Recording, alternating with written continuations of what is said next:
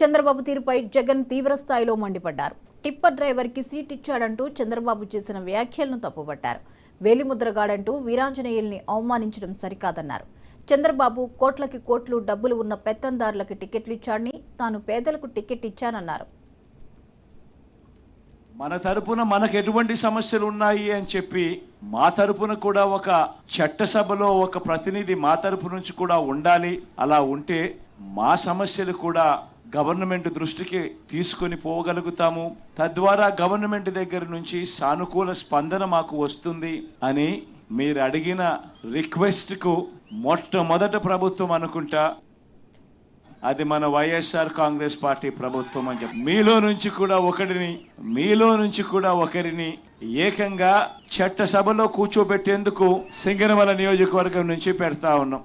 ఆ వీరాంజనేయులు అనే ఆ పిల్లాడు, ఆ వ్యక్తి, ఆ మనిషి మన పార్టీకి కార్యకర్తగా చాలా సంవత్సరాలుగా ఉన్నాడు. ఉంటూనే తాను ఎంఏ చదివి ఎంఏతోనూ కూడా చదువు సరిపెట్టకుండా ఏకంగా ఎంఏ ఎకనామిక్స్ ఆ తర్వాత బిఈడి కూడా పూర్తి చేసిన పరిస్థితిలో ఆ క్యాండిడేట్ ఉన్నాడు. అంత గొప్ప చదువులు చదివి ఏకంగా ఎంఏ చదివి ఆ తర్వాత బిఈడి కూడా పూర్తి చేసి అంత గొప్ప చదువులు చదివి టిప్పర్ డ్రైవర్గా తాను తన కాళ్ళ మీద తాను నిలబడుతూ అటువంటి వ్యక్తిని ఎవరైనా కూడా అప్రిషియేట్ చేయాల్సింది పోయి ఎవరైనా కూడా భుజం తట్టి శబాష్ అని చెప్పి అనాల్సింది పోయి కారణం ఏంటంటే తాను ఉద్యోగం రావడం లేదు అని చెప్పి తాను బాధపడాల.